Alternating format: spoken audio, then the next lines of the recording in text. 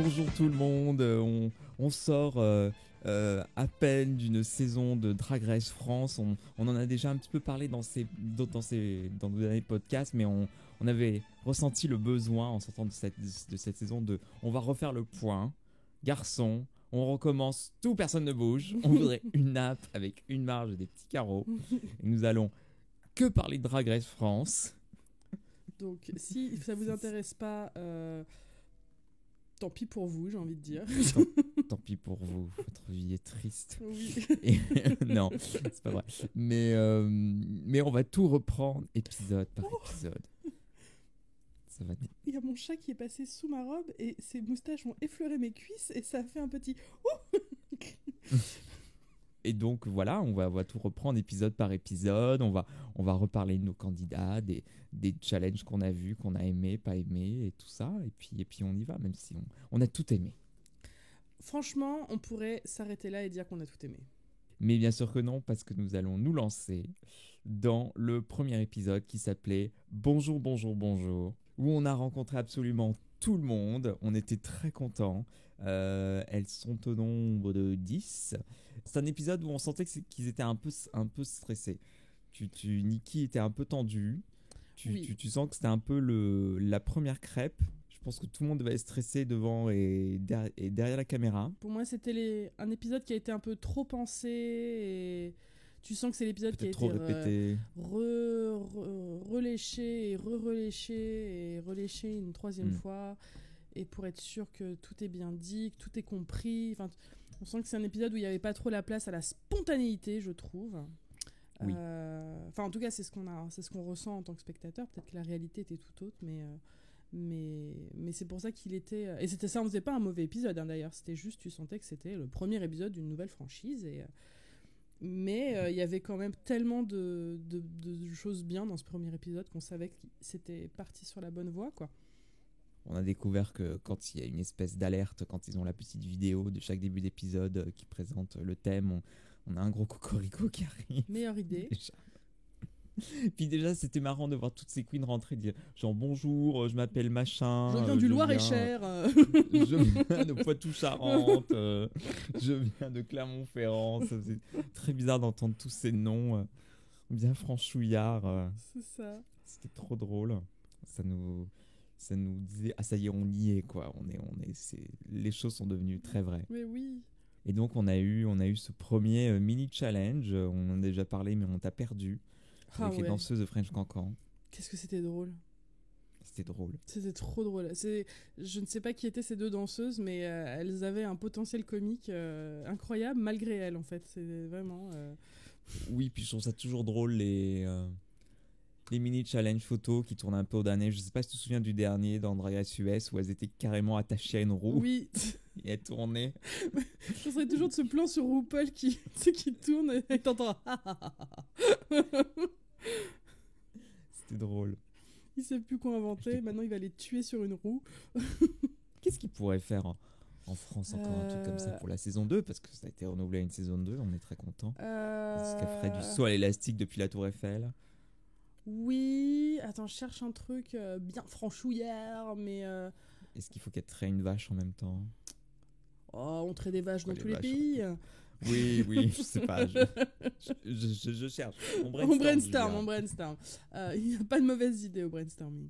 Alors attends. Non. Je suis sûre qu'il y a un truc évident. La pêche au moule. Elles font des croissants. En train d'acheter. Faire sa photo pour sa carte UGC. la blague bien parisienne, tu sais. Qui exclut bien toute la France. Sortir de Châtelet. Je sais pas, je ne fais rien en France. Je ne sais pas comment ça fonctionne. Et donc, en premier Maxi Challenge, on a eu un talent show où ça a beaucoup chanté. Oui. C'est très français de chanter. Oui, et c'était très bien. Ça commençait avec Lolita Banana qui nous a fait un véritable show de drag queen. J'ai l'impression qu'elle a fait ça toute sa vie. Elle a sûrement fait ça toute sa vie. Je sais pas si tu te souviens. Si, le level était très très haut en matière de danse avec elle. Elle a mis la température, la barre le niveau. Le niveau était haut dès son intervention. Oui. Camille a chanté, La Brioche a chanté, tout le monde a chanté. Ouais. Pamola a fait du stand-up. C'était très drôle. C'était drôle, une espèce de hippie new age Ouais, non, ça c'était. Dès le avec son début. bâton de parole. Dès le début. Alors, je pense qu'on a tout été charmés par Paloma très très tôt. Mais c'est vrai que dès ce talent show, ça y est, on avait compris qu'elle était super drôle, qu'elle avait un sens, un timing comique assez incroyable. Donc ouais, c'était écrit dans les étoiles. La grande dame nous a fait du saxophone. Oui. C'était très vite fait. Très... Ouais, mais faut le faire quand même. Faut le faire. C'est pas simple comme instrument. J'ai toujours pas compris si tu souffles, si tu craches dedans. Ça a l'air très bizarre. C'est un instrument à cuivre. Ellipse à Limsiké. Oui, c'était pas mal. Oui, c'était sympa. J'ai toujours les lip-sync pendant les talent shows, ça me rend toujours un peu perplexe, mais là c'était bien fait, donc pourquoi pas. Soa Dumuse a chanté. Très bien. Une super chanson. Lola la Diva a fait du stand-up où elle nous a déroulé son dossier médical. Oui, c'était pas tant un stand-up qu'une constatation. Oui, c'était plus un TED Talk. Oui. C'était bonjour tout le monde. Voilà, c'était ça. plutôt un TED Talk. C'était très intéressant. On a appris des choses. Mais c'est dur les talent shows. Oui, c'est dur les talent shows, effectivement. Je comprends. C'est pas donné à tout le monde d'avoir un talent particulier et tu fais de ton mieux quand tu penses à rien, quoi. Mais elles sont voilà. toutes talentueuses, de toute façon. Oui. Et puis la Kaena nous a fait du stand-up, elle nous a fait des flammes, elle nous a fait des reveals, elle a fait tout plein de choses. Il y avait des flammes. Il y avait des flammes. Ah, mais c'est vrai que la Kaena, elle mettait la main à ses feux, le feu à ses mains. Oui. C'était magnifique. Et la Big Bertha nous a fait du burlesque. Oui, j'avais complètement oublié ça. C'était fort sympathique. Mais il y avait un gros... on était contents, on disait putain, on était de plus en plus rassurés au fur et à mesure que l'épisode se déroulait. Bah, quand même, déjà avant que ça commence, c'était quand même bien parti avec la promo donnait envie, on savait que c'était produit par pas trop n'importe qui, les juges donnaient envie, Nicky Doll donnait envie, c'était bien parti et le premier épisode c'était genre ouais, ok, ça va. Et puis le runway Jean-Paul Gaultier au premier épisode, genre, ok, gros level. Ce qui m'a fait rire, c'est que c'est clair, dans la version US de Drag Race, c'est un peu... Je pense que peut-être qu'on doit les briefer avant, de dire faut pas trop donner son avis pendant le runway. Quand il y a des remarques, c'est plus des jeux de mots ou des blagues de papa ou ce genre de trucs. Mais t'as rarement des constatations de si t'aimes ou pas. Et lui, je pense où il avait eu l'info, il a choisi de l'ignorer ou on lui avait pas dit. Mais à chaque fois, c'était « Oh, c'est très joli, ça. Oh, c'est très, très bien. Ah, waouh. Ah, ouais, ça, c'est incroyable. » Du coup, on avait beaucoup le retour micro des jurys. À des moments où ça aurait pu être évité. À des moments où je disais « Non, mais coupez-moi les jurys. C'est pas... » Je trouvais qu'on les sentait trop runway ou trop lip sync ou trop challenge. Ouais. On les paye pour venir, on va les entendre. Ah oui, et alors première franchise Drag Race où ils ont des carnets. Mais ils ont toujours des petits carnets. C'est que là on les voit plus. Ah là tu voyais les spirales Clairefontaine quoi. Je trouvais que c'était... Ah oui, là on voyait les spirales Clairefontaine. Tu pouvais entendre le pluck. Il y a pas grand chose. Non, j'arrive pas à... T'as déjà vu Michel Visage écrire quelque chose sur un carnet pendant un runway? Non, mais ils sont cachés quoi. Oui, voilà, là ils sont pas cachés, ils étaient... Oui, non, là ils sont pas cachés. Mais tu crois qu'il existe un carnet du coup, t'as du coup Jean-Paul Gaultier, enfin tu as tous les guest judges qui ont fait leurs petites notes, mais ça doit être collector ce genre de truc. Mais oui, ça doit être le livre d'or. Ils ont tous utilisé le même. Et puis on a eu notre premier lip sync entre la Kaena et Lola la Diva. Sur du Céline Dion. Sur une chanson de Céline Dion. Que je ne connaissais pas. Moi non plus. Pas hyper hypé par cette chanson, mais la suite, les musiques ont été toutes incroyables. Oui. Je pense que Céline Dion, c'était pour faire plaisir à l'international. C'est la seule, une des chanteuses francophones les plus appréciées. Ils ont dit, allez, on va mettre Céline. Allez. Je connais pas très bien Céline Dion. J'en écoute pas beaucoup. Ah bon? Ma sœur, elle en écoutait une tout le temps. Ça fait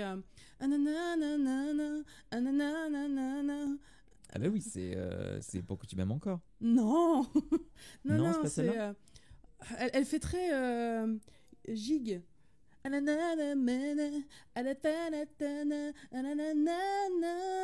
truc comme ça. Non, j'ai pas. Ouais, elle est pas très connue, je crois.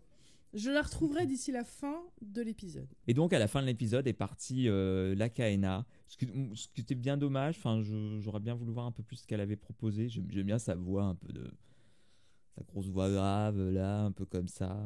Non, je trouvais qu'elle avait plein de choses à dire. Mais bon, c'est le jeu, hein, il faut bien que quelqu'un parte. Et je pense que n'importe qui serait parti. Oui, mais c'est vrai qu'on a commencé frustré. Enfin, c'était pas un départ où tu te dis. Effectivement, il y avait peut-être un problème de niveau. Là, c'était vraiment genre, non, Oui. elle, j'aurais bien aimé qu'elle reste là. C'est ça, c'est pas un départ, là, Serena Chacha, ou je ne sais quoi. Et puis, on est passé à l'épisode 2, qui s'appelle Queen %, Et qui était génial. avec Marianne James.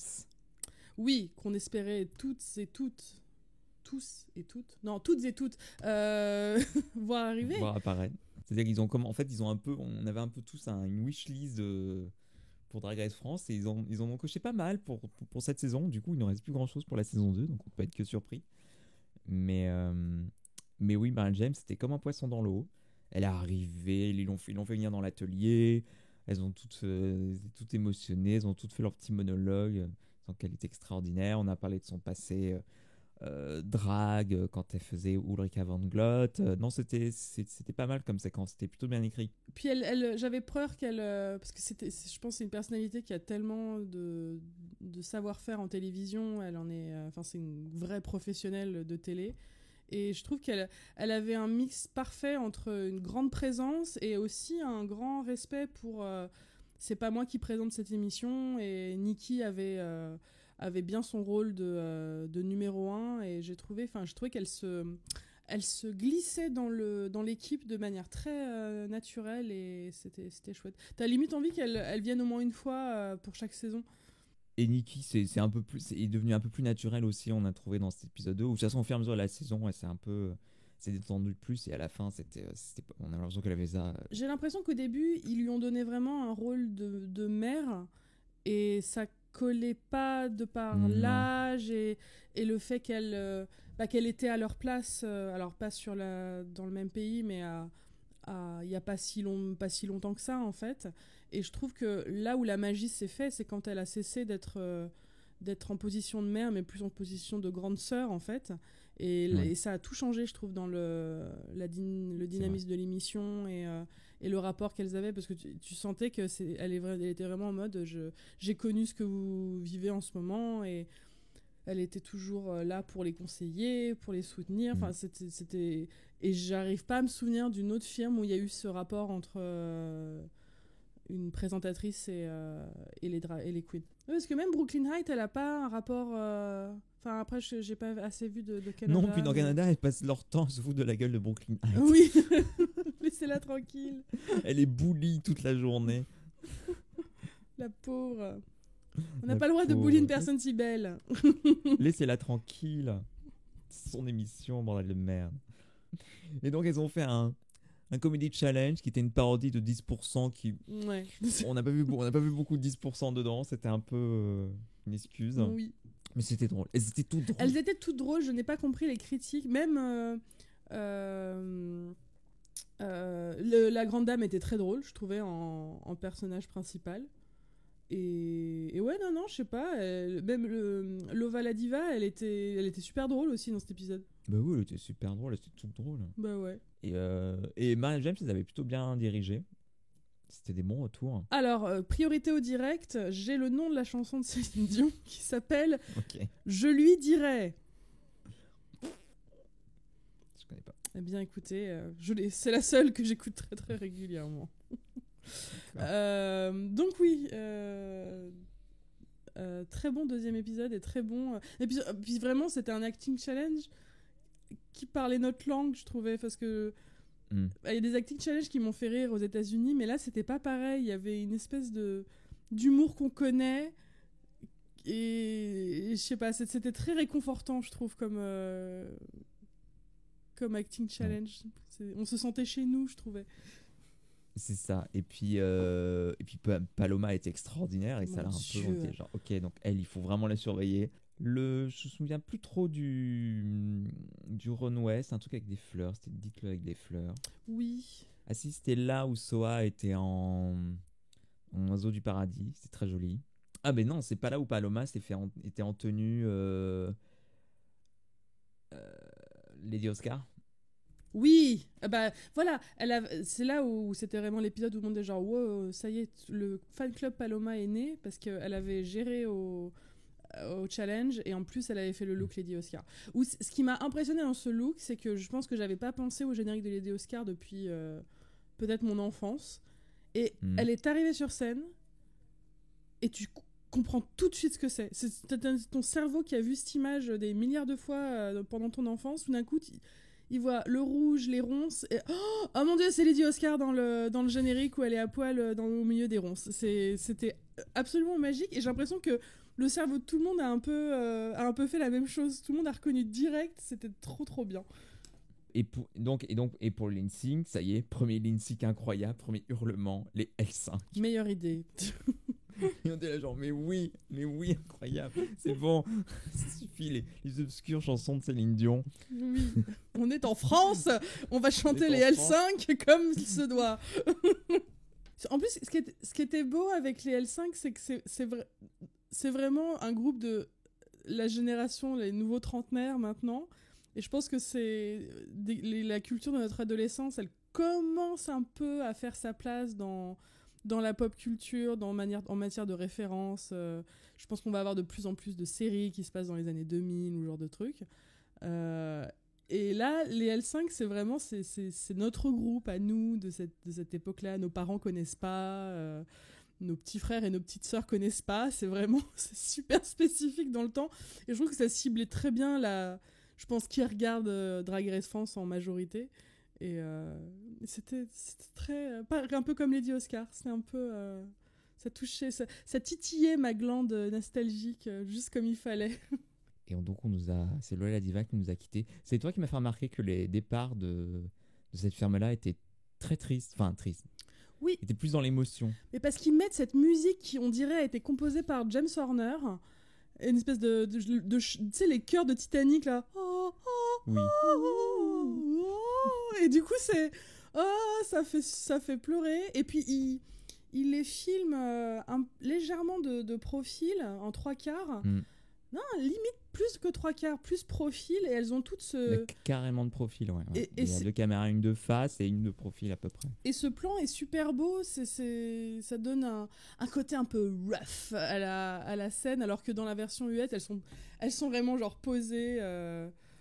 Oui, puis c'est vraiment c'est terminé, hein, les dehors. Et là, ça leur laisse vraiment un moment. Oui.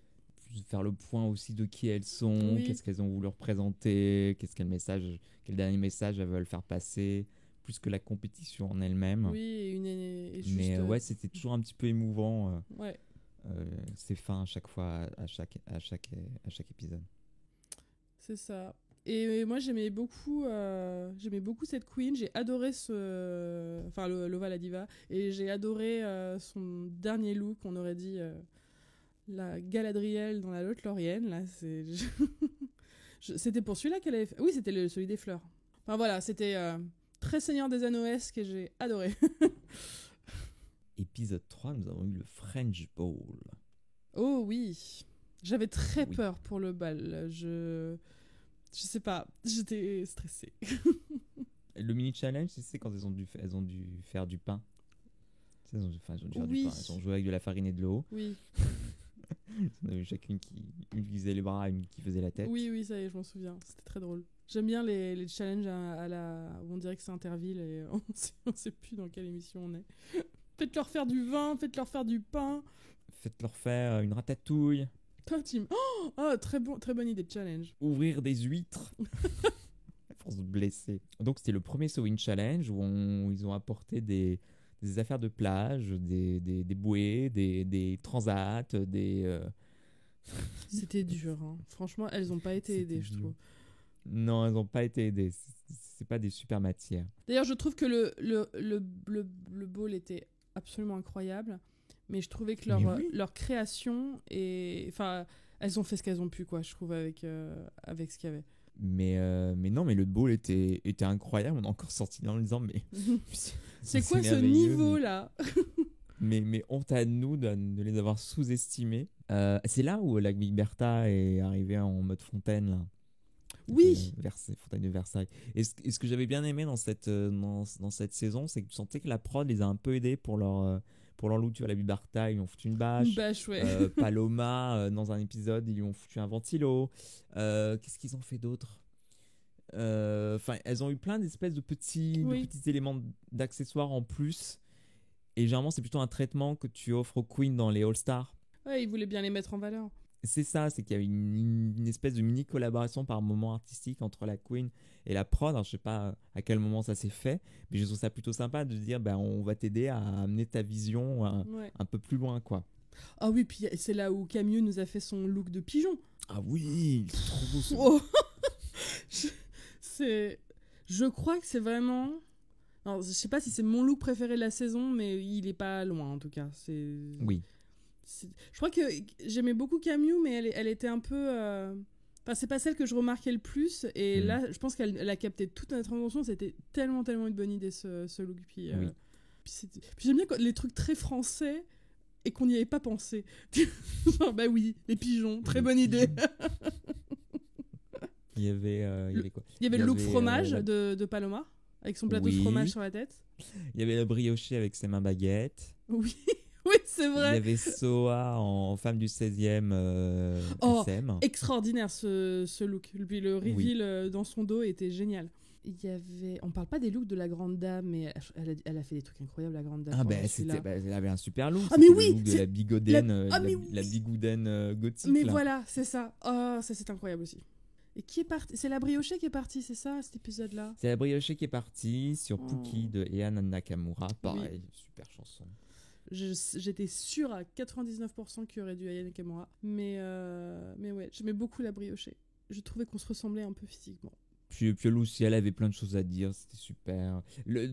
En règle générale, ils abordaient des sujets plutôt bien à chaque épisode. Oui. Le poids, la transidentité, les agressions, le VIH, la famille. Enfin, ils ont. La manif pour tous. La manif pour tous. Ils ont fait pas mal de pédagogie, ce qui est super. Ouais. C'est exactement ce qu'on veut d'un service public. Ouais. Et ils ont plutôt bien rempli cette mission-là et ça marchait plutôt bien. C'était plutôt naturel entre guillemets, comme ça peut être amené dans une télé-réalité évidemment, mais. Enfin, en son temps, en tout cas, c'était vraiment important pour les queens. Ouais. Et c'était aussi quelque chose qu'elle voulait peut-être faire passer aussi d'elle-même. Mais non, c'était vraiment bien. Ouais. Je crois qu'elle le dit d'ailleurs dans son petit discours de départ où elle avait pas dit quelque chose comme ça, qu'elle était là aussi pour faire passer des messages et elle a très bien réussi. Et puis Julia, ce jour est arrivé qu'on redoutait plus que tout. L'épisode du Snatch Game. Ce qui était dingue, le Snatch Game, c'est vraiment, je pense qu'on fantasme sur ce Snatch Game français avant même que Drag Race France existait. Genre, qui on ferait, qui pourrait y avoir. Et je crois qu'on avait une liste de personnages, mais qui au début était très courte. Et en fait, plus ça allait, plus on trouvait des idées. Genre, ah, mais il pourrait grave faire ça. On voulait tout le monde. Ouais. Je crois qu'on était parti sur Béatrice de Montmirail, Laurence Buccolini. Ah, elle n'était pas là, elle, tiens. Ah non. Saison 2. Ah oui, mais non, c'est Lola la diva qui voulait la faire, je crois. Ouais. Oui. C'est ça, c'est pour ça qu'à un moment, j'avais aperçu Laurence Buccolini en rapport avec la saison, mais c'était à cause de ça. Mais donc, Snatch Game français. Mais paradoxalement, avant le début, on a eu le Reading Challenge qui était pas trop. Non, moi je trouve que c'est un exercice qui ne va pas avec le ton de la langue française.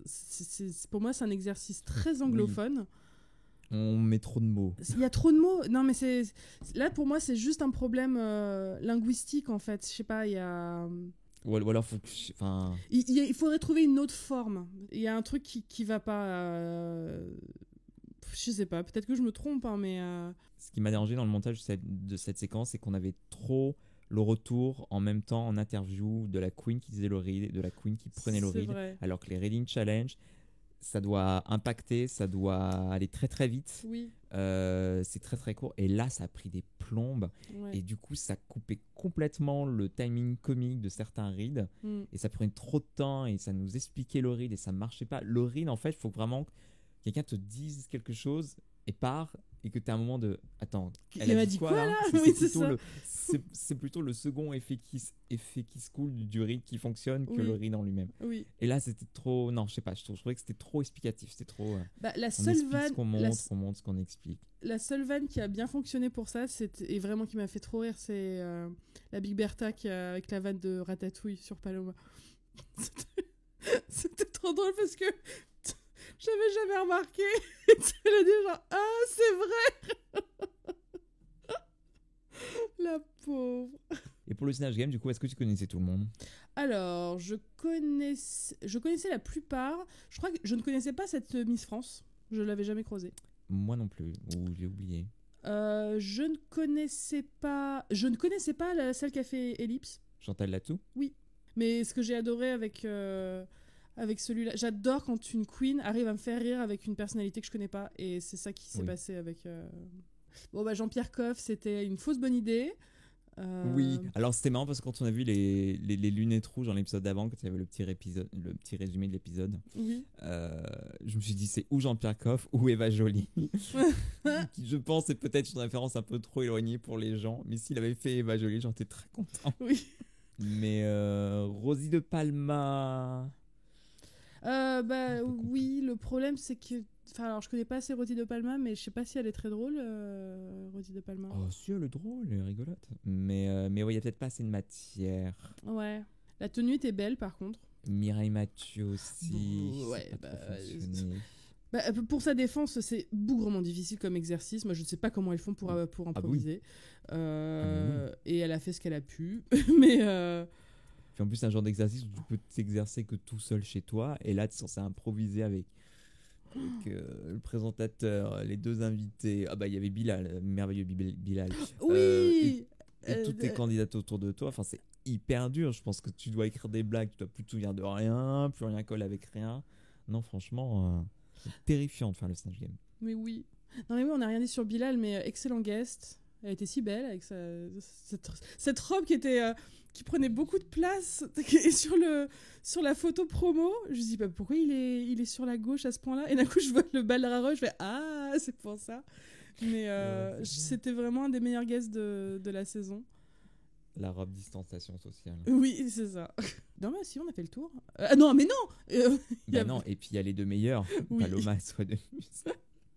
Soit de Muse, meilleure idée. Oui. C'est le running gag de notre épisode, mais meilleure idée. C'est ça. Au début, ils voulaient nous le vendre en genre, elle va se planter. Enfin, elle va se planter. Enfin, c'était un peu sur le fil, l'idée au début. Tu disais, oui, c'est une bonne idée sur le papier, mais effectivement, comment tu vas vendre le truc? Mais c'était extraordinaire, elle avait tout très bien écrit. Et Moi, j'aime bien celles qui comprennent que une des façons assez safe de bien faire un Snatch Game, c'est de prendre un personnage qu'on ne connaît pas en fait. Du coup, tu peux tout faire et c'est souvent, je trouve, une très très bonne idée parce que ça donne souvent des bons résultats. Et là, c'était un énième exemple que c'était fabuleux. puis je trouvais qu'elle réagissait bien avec les queens autour d'elle, ce qui est souvent un très bon point dans les Snatch Games. Quand elle donne le boyard. Donc, tiens, voilà un boyard. Comment tu traduis ça, boyard? Alors, tu sais que je crois que c'est ma responsable qui m'a dit que Fort Boyard, ça existe dans plein de pays. Ils viennent tourner dans le fort. Bah non. Tu sais pas, il y a plein de... Ils se relaient dans le fort. Bah, il y a d'autres pays européens qui viennent tourner pendant quelques jours, quelques semaines leur version. Bah, voilà. Ouais. Bah, donc si ça se trouve, ils savent très bien ce que c'est qu'un boyard. Et puis on a eu Fanny Ardant. Qui aurait dû, en mon humble opinion, gagner le challenge. Parce que Elle n'a pas gagné? Mais non, c'est la grande dame qui a gagné. Ils ont dit que c'était trop facile. Et j'ai détesté cette remarque parce que c'est pas que c'est trop facile, c'est on voit qu'elle a hyper bien bossé son personnage et qu'elle le fait très très bien. C'est pas qu'elle a fait quelque chose de facile, c'est qu'elle est arrivée à un niveau d'imitation et vachement élevé, mais il y a du taf derrière et donc j'ai pas aimé le côté c'était trop facile, j'ai pas aimé. C'était... Oui, et puis je trouvais que la grande dame, ce qu'elle avait fait de Alexa Rosenfeld, elle aurait pu le faire pour d'autres célébrités en fait. C'est ça, ça aurait pu être n'importe quelle C'était célébrité. c'était très bien fait C'était très drôle. Et très drôle, on est d'accord, mais ça aurait pu être interchangeable avec, on aurait faire ça avec Paris Hilton, on aurait pu faire ça avec, Oui. Avec plein de nanas, avec je sais pas, toutes les Miss France C'est ça. en général. Alors que Paloma, c'était je sais Une vraie pas, imitation. ça ressemblait à un rôle, ça ressemblait à tous les rôles de Fanny Ardant, ça ressemblait à Fanny Ardant comme on l'imagine, comme on en rit et comme elle est vraiment. Enfin, c'était vraiment bien. C'était limite une écriture à la 10% de Fanny Ardant. En C'est fait. ça. Parce que 10% nous présente les célébrités comme on se les imagine en fait. Non, puis le nombre de catchphrases qu'elle a fait dans. Non, c'était J'adore les homosexuels. Vous êtes homosexuel. Attends, c'est quoi qu'elle dit C'est quoi qu'elle disait à un moment? Elle est où Diams? Elle est où Diams? Les aromates. Quand est-ce qu'on parle du fait qu'on avait senti que Paloma était parmi nous dans le fan club très restreint des vrais amoureux des visiteurs? Parce que elle a enfin craché le morceau dans une interview pour 3 couleurs que j'ai lu hier et j'ai hurlé, je fais ah mon Dieu, elle aime les visiteurs comme nous, pas de manière. Le fait qu'elle ait sorti une réplique complètement obscure en interview en disant elle sait même pas qui est Michel Drucker. J'ai là genre c'est comme si l'un de nous s'était téléporté dans la télé. C'était extraordinaire. Donc ouais, c'était... Donc Paloma, si on te croise, on te dira que des conneries des visiteurs et c'est tout. Qu'est-ce que vous dites, vous? Le beat and greet le plus étrange au monde. Parrain, c'est la mousse. Que puis-je pour monsieur? Donc voilà, donc on est là à crier, on veut des représentations queer, grosses ou quoi. Non, tout ce qu'on veut, c'est des représentations des fans des visiteurs. C'est bon, on a eu tout le reste, maintenant on fait autre chose. Jacqueline, la réceptionniste au Snatch Game. Oh. Le truc qui ferait rire que nous. Que 3 connards. Que 3 connards qui regardent trop les visiteurs. Comment? Mais ne restez pas les fauteuils là comme pleurer comme un veau. Et ils m'ont traité de vilaine. Et après j'entends bien cheminée du 18e. C'est un vestige de l'ancien château de Godefroy de l'Arabie. Dehors, la vilaine. Comment? Bon, nous lançons pas. Non, sinon on s'arrêtera plus. Parfait Snatch Game.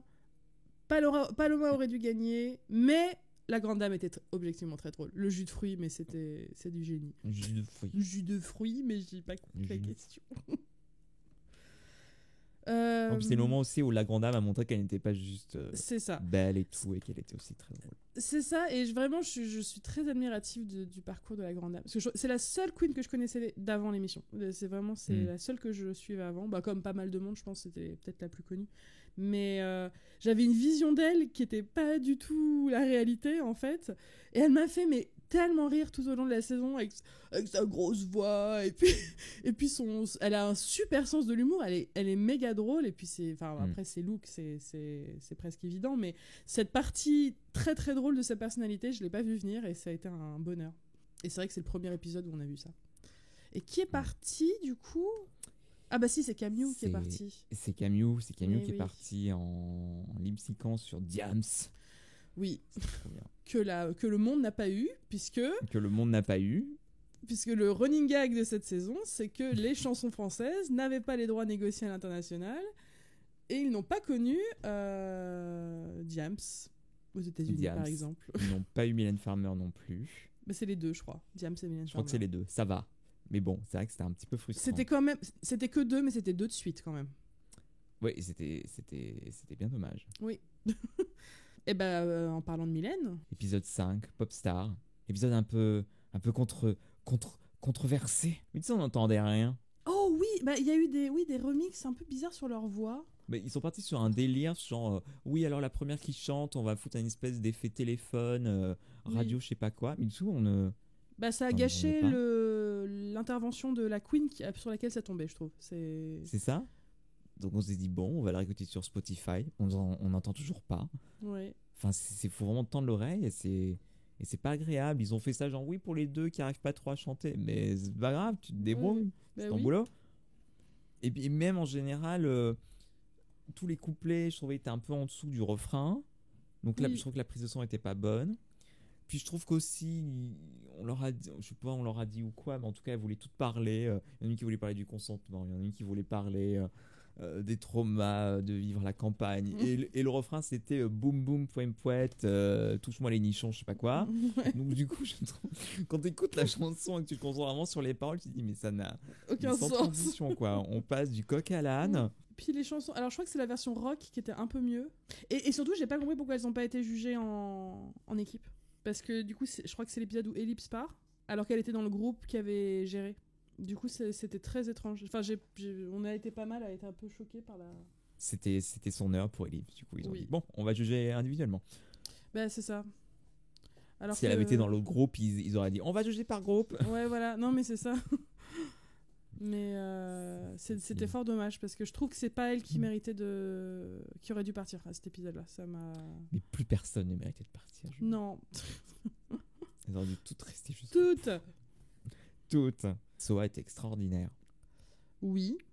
Mais Soa, c'est la Queen que je connaissais d'avant, que j'avais vue au cabaret Poussière. Et, Ah présence oui. scénique incroyable.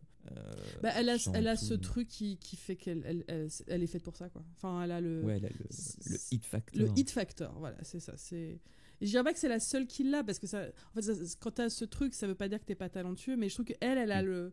C'est déjà une superstar, en fait. C'est déjà une star, quoi. Bah, c'est un peu ce qu'ils lui ont dit à la fin de. Enfin, on va pas mettre la charrue avant les bœufs, mais c'est un peu comme ça qu'ils ont résumé son parcours, j'ai l'impression. Genre, oui, on sait que t'es. Il y a quelque chose, quoi. C'est indéniable. Et genre, je sais plus, elle avait fait quel look de Mylène, elle? Ah oui, elle a oui. fait un look qui ressemble un peu à Lilou du 5e élément. Là. Elles ont toutes, Oui. donc on a eu les looks de Mylène, beaucoup de looks de concert. Je sais pas si c'est des questions de copyright ou quoi. En parlant de copyright, France TV n'a pas le budget pour acheter des photos Getty pour nous montrer les looks. Oui. Ils font des renouées thématiques. Genre Jean-Paul Gaultier, on n'a rien vu. Mylène Farmer, on n'a rien vu. Pas les sous, pas l'argent. Mais ça coûte cher une photo Getty Oui. pour en avoir. Envoyer des commandes dans mon boulot, souvent ça coûte 100 balles la photo, quoi. Donc, mais c'est vrai que c'est sympa quand il y a une comparaison avec l'original, quand même. bah oui, c'est un peu frustrant de pas l'avoir. Et c'était frustrant de pas avoir Mylène aussi. C'est frustrant de pas avoir Mylène, mais Mylène est un électron libre. Elle est trop secrète. Oui, je pense pas qu'elle voulait pas venir parce qu'elle voulait pas venir. Je pense qu'elle est discrète et. Oui, c'est pas du tout son genre. Je crois qu'elle fait 0 interview. Ouais. Non, elle vient, elle fait son boulot, elle s'en va, quoi. Ouais. Mais c'était cool. Enfin, ça, on le voulait sur ce renoué. Le renoué des 1001 Mylène.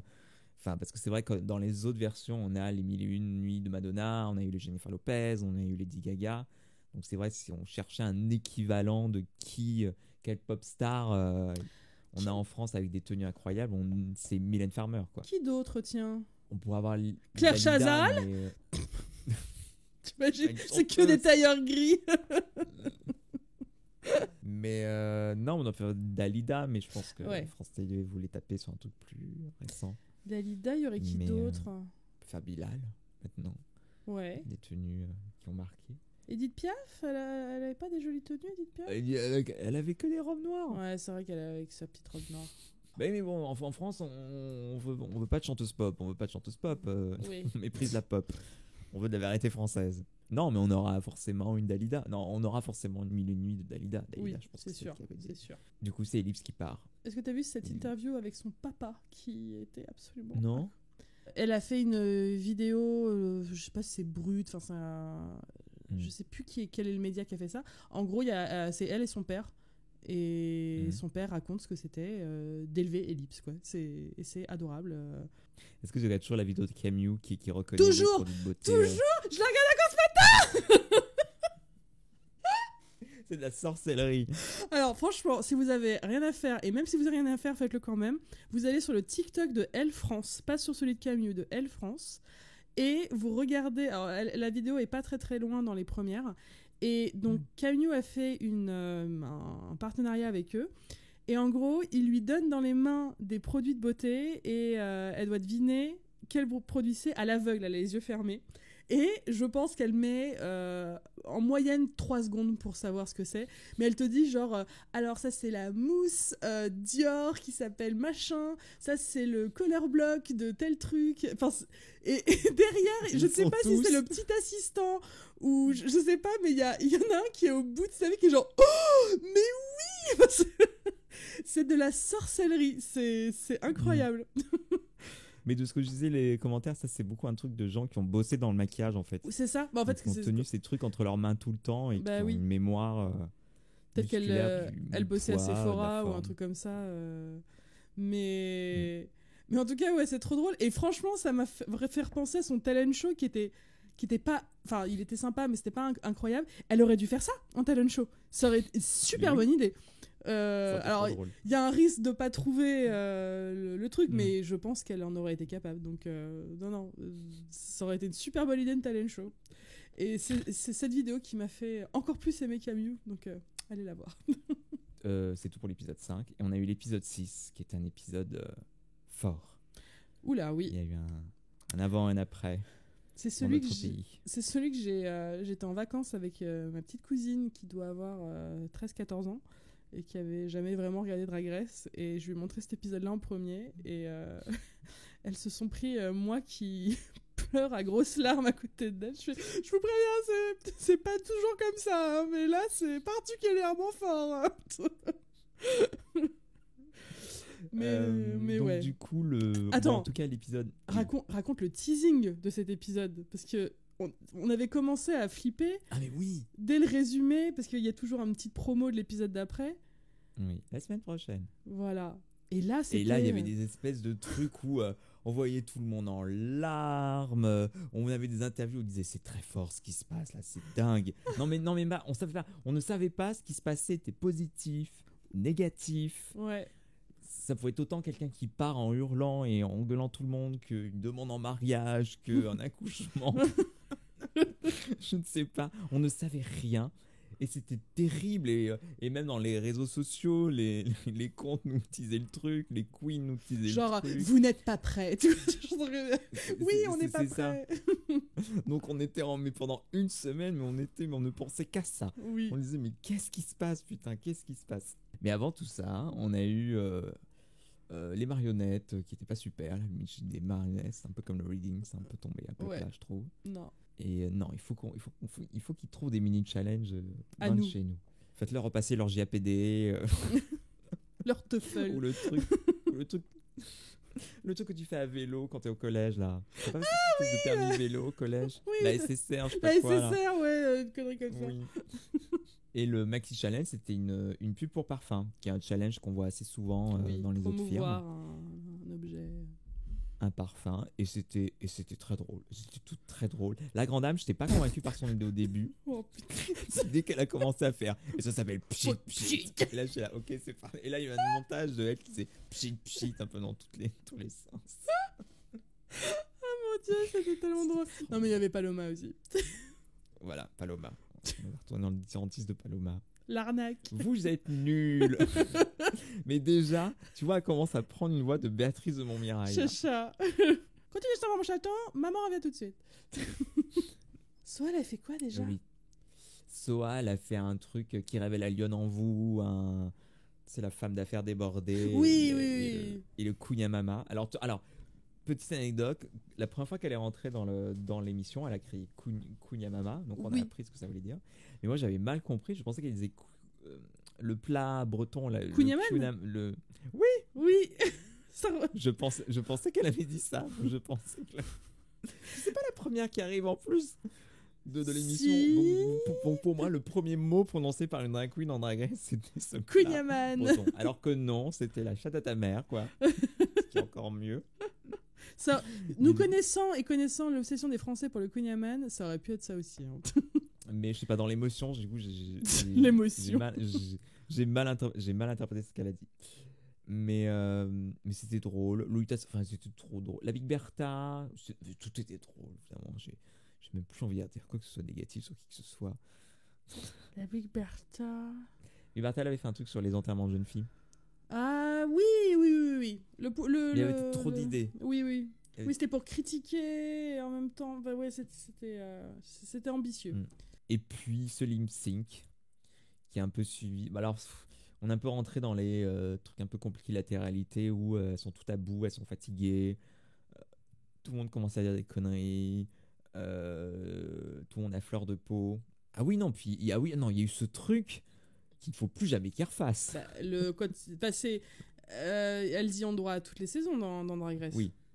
Mais Oui. là, en Mais là, France, non. c'est particulièrement violent pour les pauvres petites queens françaises, ce genre de questions. Parce que vraiment, enfin, je sais pas si. Alors, peut-être que parmi vous, il y a des gens qui n'ont jamais vu la firme autre que française, mais donc la tradition en la version US, c'est que à peu près à ce niveau de la compétition, il y a toujours RuPaul qui pose la question à toutes les queens qui d'entre vous, c'est bien de ça dont tu me parlais.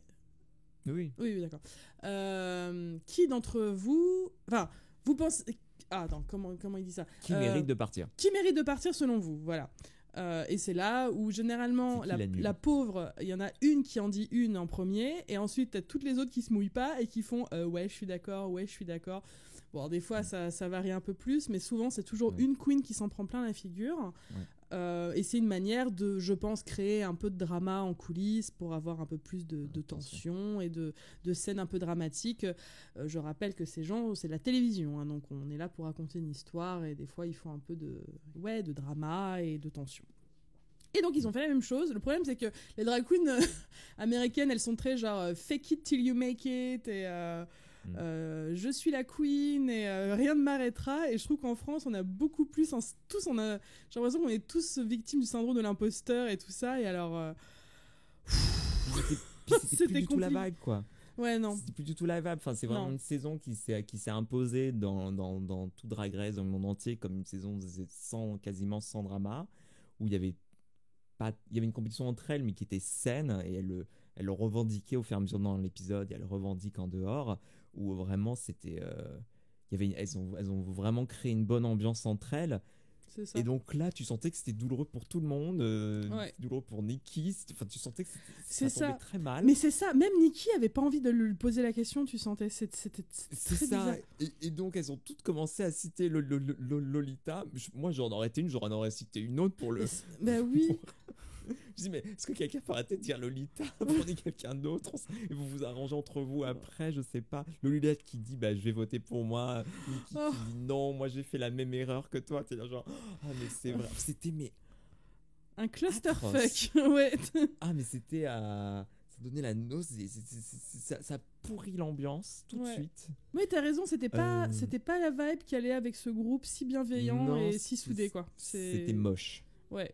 Et je pense que c'est ça qui a provoqué l'impact émotionnel du final de cet épisode, parce que on était déjà hyper tendus à cause de ce truc, comme elle, et tu sentais que les émotions étaient à fleur de peau.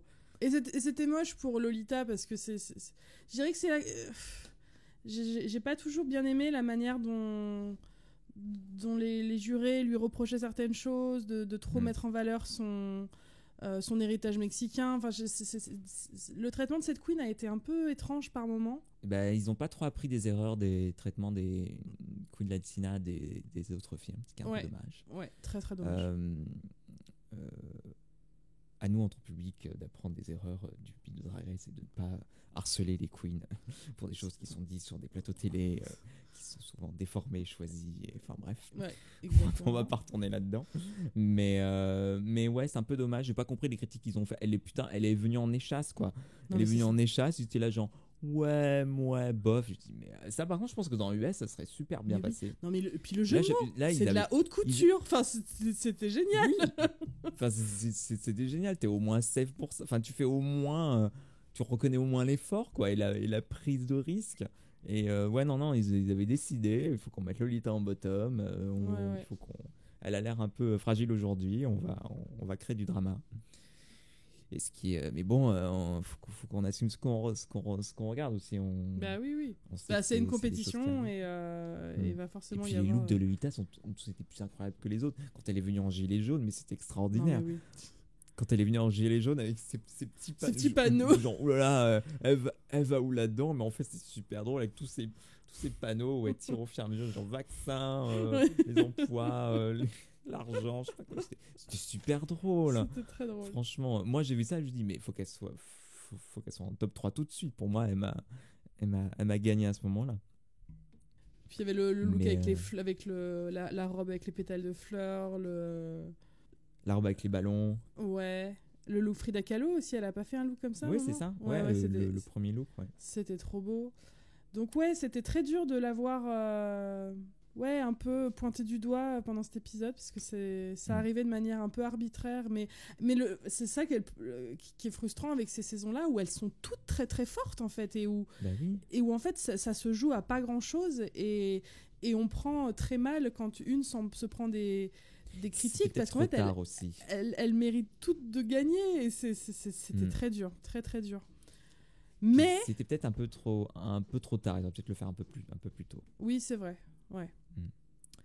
Mais du coup, ça a provoqué un des plus beaux moments de télé un des plus beaux moments de télé. Alors vous allez lip-syncer sur Core de Iseut. Ah, voilà. Super. Quand j'ai vu que c'était Iseut, je me dis bon bah à tous les coups ils vont lip-syncer sur une de ses chansons, et donc Core c'est vraiment c'est une des chansons qui me fait le plus pleurer au monde. Je l'ai connue pendant le premier confinement en mars 2020, et c'était ma chanson du confinement. Je l'écoutais tous les jours et je pleurais, et vraiment genre j'étais pitié, et puis comme en plus j'étais avec mes cousines, je voulais pas pleurer, j'avais pitié, pas Core. Et là il y a eu les premières notes de Core, je fais oh mon dieu. Ah non, et en même temps oh oui, parce que ça allait être super beau. Mais oui, il devait y avoir une chanson emo, enfin il y a toujours une chanson pas pop et pas plus balade et tout, et on allait le faire la même chose en France, et franchement de toutes les chansons qu'ils auraient pu trouver, c'était une si bonne idée de prendre celle-là, et donc c'est Lolita qui a lip-synché avec la Big Bertha. Ce qui était magique de cet épisode, c'est en fait, on aurait dit qu'il était écrit, mais je pense pas qu'il a été écrit. Enfin, en fait, on aurait dit qu'il y avait des storylines qui s'étaient lancées.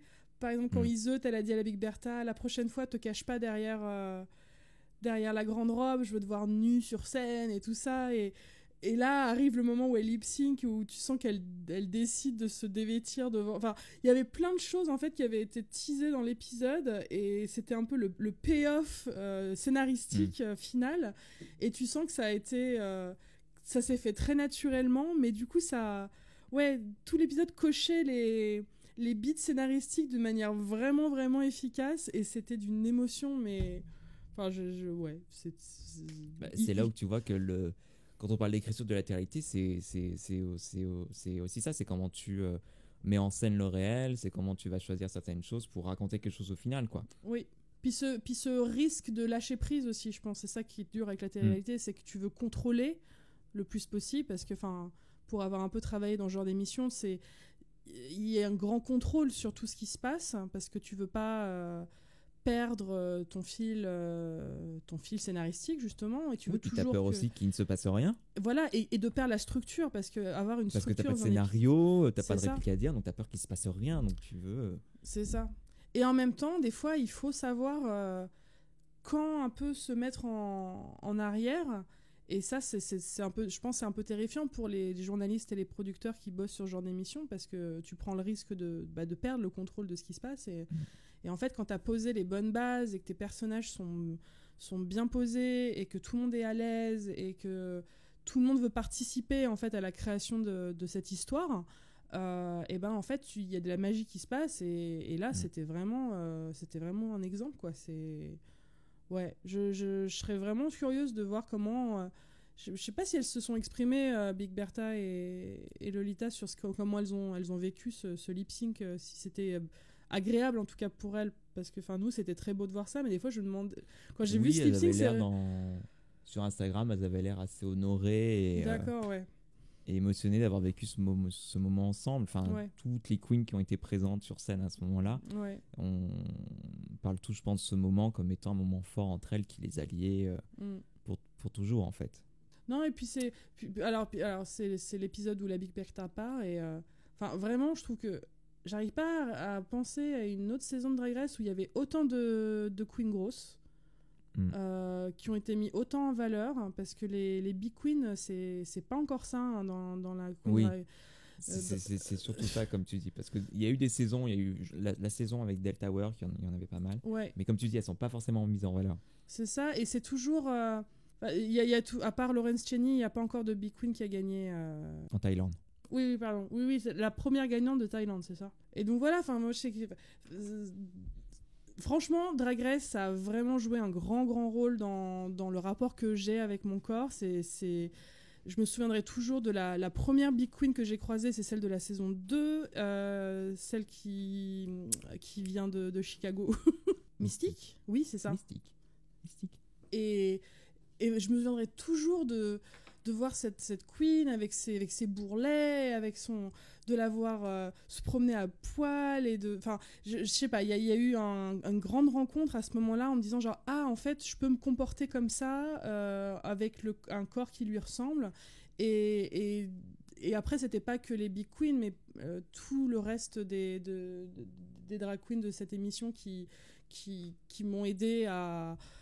Enfin voilà, je vais pas rentrer dans trop les détails, mais on va dire que c'est vraiment une émission qui a été très très importante dans voilà, l'évolution de le rapport que j'ai avec mon corps.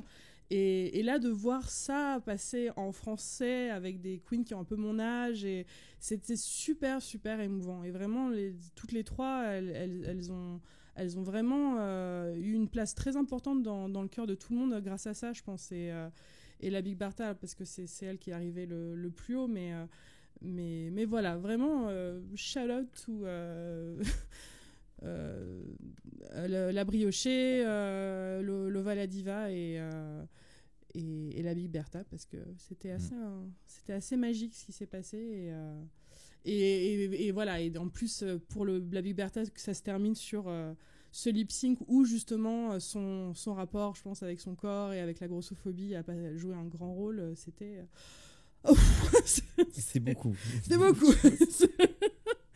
mais ouais, voilà, c'est comme quoi il y a des belles choses en télé-réalité. Ben oui. L'épisode 7, sororité, c'était quoi Ah, il n'y avait pas de Maxi Challenge? Attends.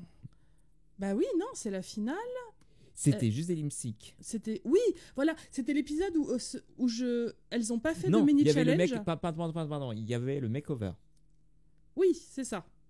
Oui. Mais il y avait pas de mini challenge, et c'est pour ça on s'est dit, ah bah oui, c'est l'épisode qu'on a vu ensemble en vacances. Oui, c'était avec et on s'est dit, mais elle se lance direct dans le maxi challenge, pourquoi enfin l'épisode va être plus court. Et en fait, il était court parce qu'il gardait une place pour un tournoi de lip-sync. Mais donc oui, c'était le makeover où elle devait makeoverer des gens de leur famille, mais c'était plutôt des amis en fait. C'est toujours bien. Franchement, j'ai très vu d'épisodes makeover ratés. Oui. C'est toujours bien passé. Oui. C'était...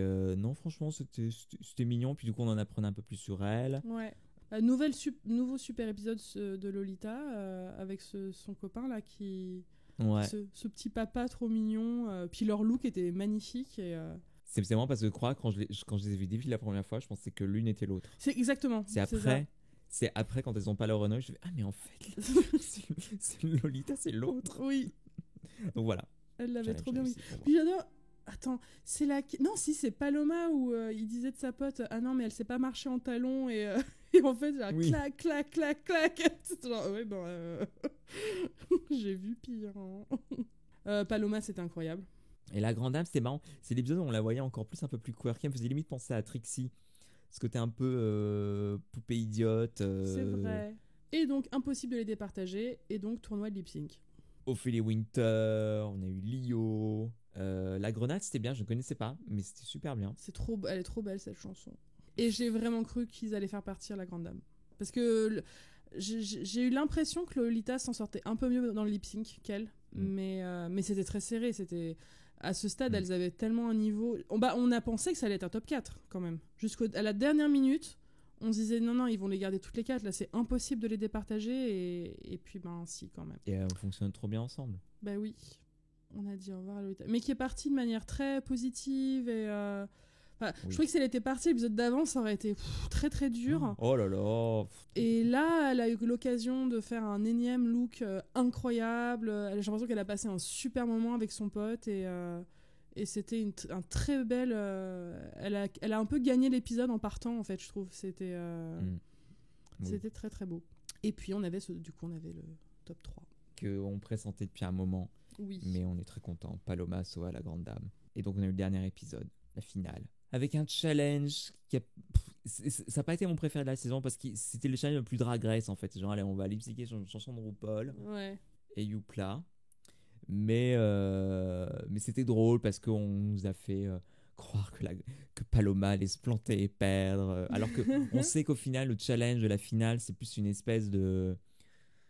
C'est un dernier tour de piste pour fêter la victoire, quoi. On ne sait pas forcément ce qui va... Ça va pas beaucoup compter sur le résultat final, le dernier challenge généralement. Mais on a eu le petit moment avec Nikki. Oh, c'était trop une bonne idée, la Madeleine. Oui, c'était drôle. Mais non, on en a appris un peu plus sur chacune d'entre elles et sur la grande oui. dame. Ouais, oula, oui. Qui a tout sorti. Je me suis dit, bah, putain, elle était assise là-dessus depuis cet épisode. Mais ouais, c'était assez cool. Bah, c'est là où on réalise à quel point elle est jeune, quoi. Puis tout le monde était détendu. Là, c'était vraiment l'apothéose de tout le monde détendu. Nikki est détendu. Tout le monde a trouvé son rythme. Et puis, on a eu le challenge qui était bien. Clairement, Soa l'aurait gagné s'il y avait eu une victoire. Donc c'était cool. Puis on a fait revenir toutes les queens. J'aime bien, ils font ça depuis quelques années. Ils les refont défiler. Du coup, c'est une occasion qu'elle monte d'autres tenues et tout. Et puis les trois sont arrivés avec leur tenue finale qui était toute extraordinaire. Oh là là, ouais. Il y a eu les discours, il y a eu les photos des enfants. Je pense pas qu'on aura les photos des enfants. On les a eues quand même. C'était dur aussi, c'était une séquence un peu dure. Oui. Dans le Canada, j'aime bien ce qu'ils font. Enfin, il avait fait pour la saison 2, ils montrent une photo de plus jeunes, enfin adultes mais plus jeunes, genre un peu leur début de drague en fait. Et je trouve que c'est un petit peu mieux que les enfants, Oui. où c'est un peu... Enfin, bon, voilà. Bah, enfant, c'est vrai que des fois, c'est juste fou. Quand ça réveille des traumas et tout, c'est... Ouais. Quand t'es on the spot comme ça sur la scène, ça doit être Puis il y a vraiment un côté, vas-y, pleure. Ouais, c'est ça. Regarde cet enfant dans les yeux et pleure. C'est ça. Bah, ils ont fait pleurer la grande dame. Hein. Ils l'ont voulu, ils ont réussi. Hein. Ouais. Bah, ils ont fait pleurer Soa en interview aussi. Enfin, c'était terrible. Oh là là, oui, c'est vrai qu'elle a pleuré très fort, Soa, en Ouais, interview. un peu sans transition, ça nous est arrivé dessus en interview comme ça. Genre, oh là. Oui, qu'est-ce qui se passe là? Vous pouvez pas nous faire monter un peu plus le truc? Ouais. On a élu Ellipse Miss Sympathie. Et que je pensais que la briochée allait gagner, moi. Je m'attendais vraiment que ce soit elle, mais j'avais oublié à quel point Ellipse, elle avait aidé tout le monde pendant le Sewing Challenge et tout ça. Et, oui. Dernier lip sync, Dalida. Ouais, on n'avait pas encore eu du Dalida. J'avais vraiment peur qu'ils nous foutent des chansons américaines. Hollande, c'est que ça. Hollande, on n'a pas entendu une chanson hollandaise. C'est du Katy Perry. Sûr qu'ils allaient pas faire ça. On a déjà entendu. Je sais pas. Non, sur la chaîne du service public, ils allaient mettre des chansons françaises. C'était pas possible. Oui. Et tu vois, si ça avait été sur une autre chaîne, sur TF1, M6, du Katy Perry, ouais. Mais non, ouais, très bon choix, mourir sur scène. Enfin, ça marchait bien parce que c'est dansant, mais en même temps, c'est poignant. C'est poignant, il y a un peu de drame, il y a une bonne range, il y a un bon range dans cette chanson. Oui, puis ça a une chanson qui a un impact culturel, queer assez... elle rencontre tous les domaines, on va dire, cette chanson. C'est ça, c'est pas All Star Winner qui se termine sur Swish Swish Beach de Katy Perry, là. C'est ça. Oh mon Dieu. Non, nous, on a chanté sur Mourir sur scène de Dalida. Parce qu'on fait les choses bien. Et donc, ils ont fait gagner Paloma. Alors, peut-être qu'il y a des gens qui sont pas au courant, mais quand ils tournent la finale, ils ne tournent pas la vraie victoire. Parce qu'ils l'avaient fait pour la Drag Race saison 2 US. RuPaul annonçait vraiment qui allait gagner sur scène. Pour la saison 2, avait été leaké par quelqu'un de l'équipe, je ne sais pas qui traînait les horaires par là, ou au montage, ou je ne sais quoi, avait dit qui avait gagné. Donc du coup, par sécurité, ce qu'ils font maintenant, ils tournent les 3-4 victoires selon combien il y a de finalistes, donc ils jouent leur réaction. Donc c'est pas une vraie réaction, mais c'est quand même enfin quand on l'écoute des interviews, c'est quand même une émotion forte pour eux parce que c'est la fin du tournage, c'est l'accumulation de tout, de toute la compétition, même si elles savent que c'est pour de vrai, à la fois c'est pour de faux, elles arrivent quand même à ressentir un peu ce qu'elles auraient vraiment ressenti si on leur annonçait que c'était elles qui gagnaient. Et après, du coup, ils font un choix au niveau du montage. Enfin, je sais pas si soit les 3 versions sont branchées à la télé et il y a quelqu'un qui, je sais pas, qui appelle le téléphone rouge et qui disent enclencher le plan, je sais pas quoi là, la numéro 1, la numéro 2, la numéro 3. Enfin, Catharinette numéro 1. Voilà, donc ils décident ensuite en post-prod de qui gagne, qui je pense du coup, je pense que la réaction du public évolue beaucoup, enfin influe beaucoup sur le choix de la gagnante. Ouais. Je pense qu'ils prennent aussi en compte qui est la plus populaire, qui est les machins. Ça les propage aussi que s'il y a des dramas avec certaines queens, ça leur permet de pas les faire gagner. Ouais. Donc voilà, c'est vrai que c'est une voilà, donc je pense que c'est une solution plutôt safe que maintenant toutes les firmes ont pris en disant oui, c'est une bonne idée, on va continuer ça aussi. C'est vrai que tout le monde fait ça. Puis du coup, tu crées un événement, du coup, tu as une deuxième réaction qui est filmée, qui est la vraie réaction des queens qui apprennent le truc. Alors, soit en live dans une boîte, soit dans un plateau télé, soit dans une petite backroom, et après elle est couronnée devant la foule. Et donc ils ont fait ça pour Drag Race France. Elles l'ont pas vu en direct, elles l'ont vu genre 10 minutes avant, un truc comme ça, parce qu'après elles sont dehors et tu les vois entendre. Incroyable, les images de la foule dans Paris qui réagit comme un match de foot à Drag Race, c'était incroyable. Incroyable. Voilà, c'est super, ça a guéri la France pendant un moment. Non mais non, ouais, super saison. Je mange mon chapeau. Another. Moi qui ne voulais pas que ça arrive, qui a traîné des pieds. Ouais, mais il y avait de l'espoir quand même. Puis je pense qu'on avait peur du discourse qu'il n'y a pas vraiment eu. Qui a pas vraiment eu, parce que peut-être aussi parce que c'était l'été. Oui. Je pense que la France Réac n'a peut-être pas eu vent de... Voilà, la France Réac était je sais pas où, mais elle est restée à la maison en tout cas. C'est ça. C'est ça qui avait l'air terrifiant. Putain, on va se taper. Tout le monde va donner son avis sur quelque chose qui est acté. Et il n'y a pas eu ça. Enfin, du moins, s'il y a eu, je ne l'ai pas croisé. Mais... Non, mais c'est bien. Puis je crois que les audiences ont bien marché. Ouais. Bah, s'il y a une saison 2, c'est que ça a bien fonctionné. Hein. Oui. Puis belle promo, il y avait des posters partout. Oui. Ils les avaient invités sur les talk-shows et tout ça pour faire la promo. Mais oui, elles étaient inévitables. Je pense que c'était impossible de les éviter. C'est ça. Tout le monde a été au courant qu'au moins les drag queens ça existe, mais qu'au moins, il y avait cette émission-là. Non, c'est vraiment bien. Merci France Télé. Et première firme à être diffusée sur une chaîne publique, du coup. Ouais, généralement, c'est soit des streamings ou des chaînes très câblées. Là, c'était vraiment... Parce qu'au départ, juste l'épisode 1 devait être diffusé en doublon sur France 2. Et en fait, ils l'ont fait. Alors, certes, ça c'était diffusé à minuit, je crois, quelque chose comme ça. Mais ils ont quand même diffusé chaque épisode sur France 2 à 4 jours d'intervalle, je crois. C'était 4 jours après la diffusion 2 en jours, streaming. c'était le samedi. T'as raison, 2 jours. Oui, autant pour moi. Donc, ouais, good for them. Qu'est-ce que tu veux pour la saison 2 ?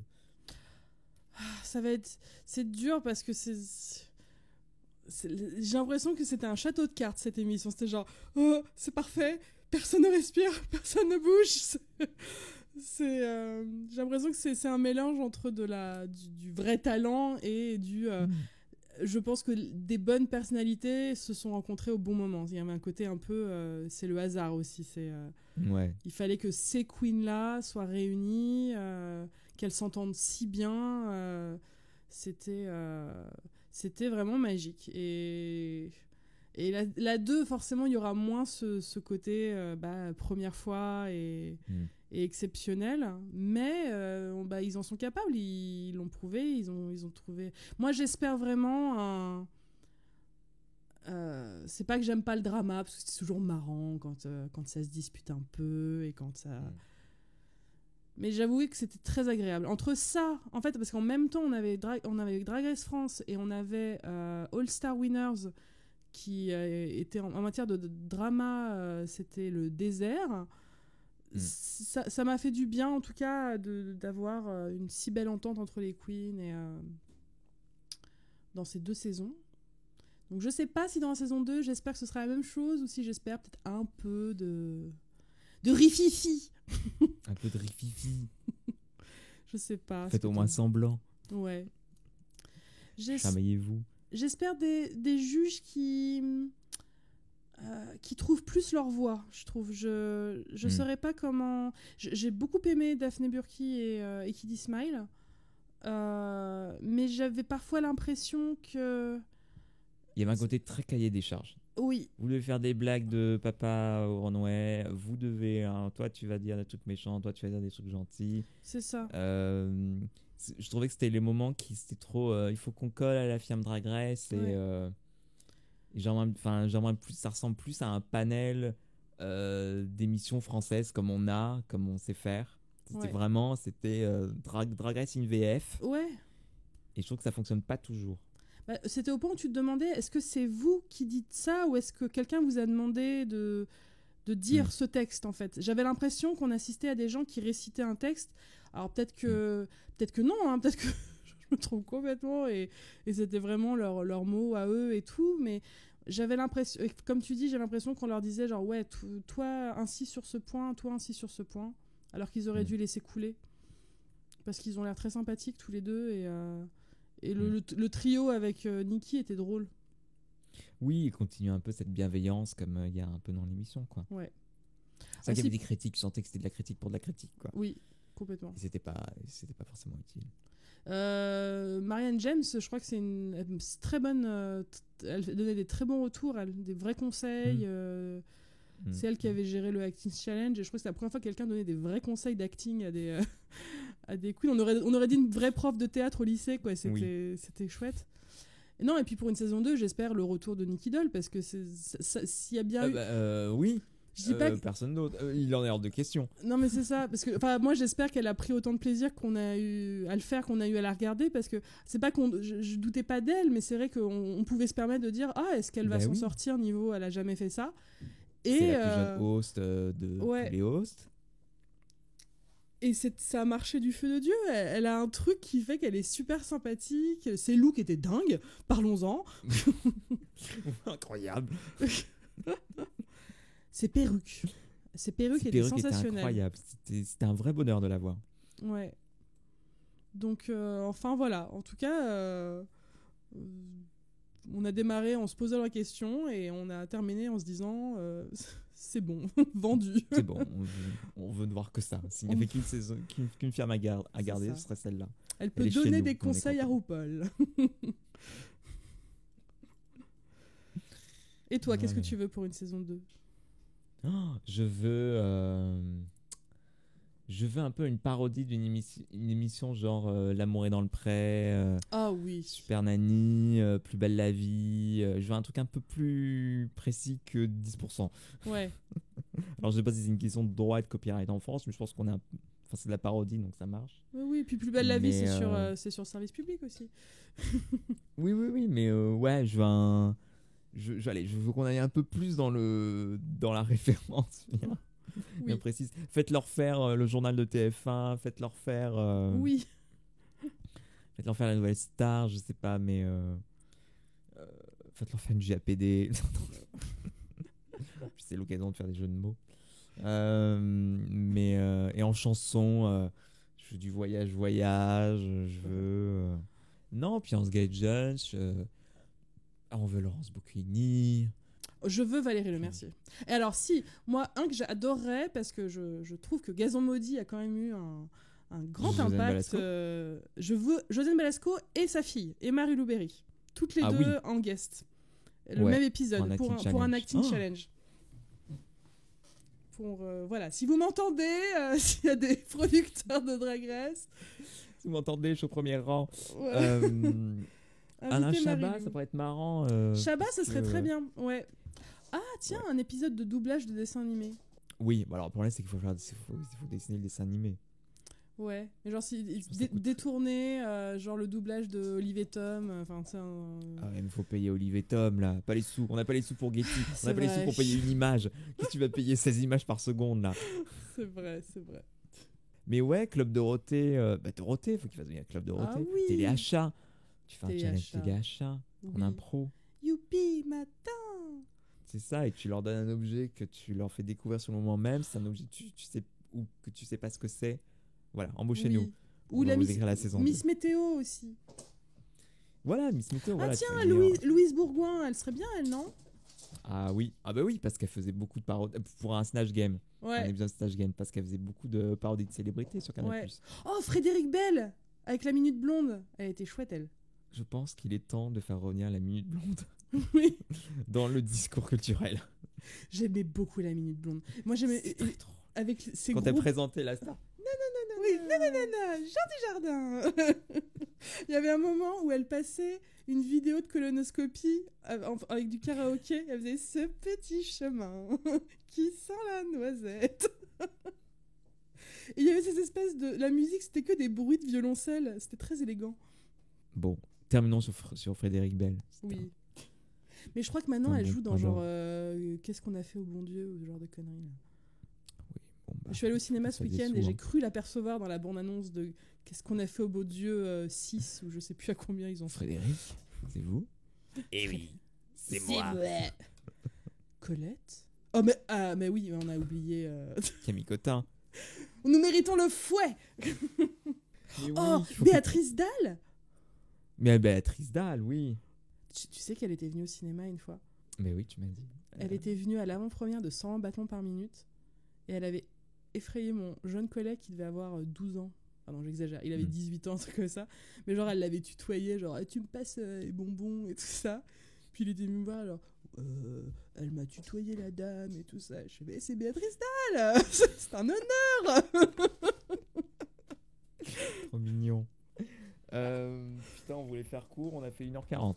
Oui, ben, et on avait des choses à dire. Hein. Voilà, allez, des bisous. Merci pour cette belle saison.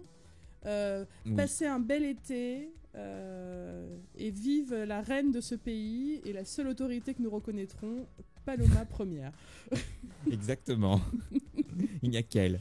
Je vois pas pourquoi l'autre il a pas démissionné là.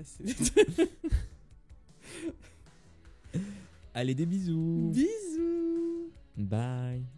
Et oui.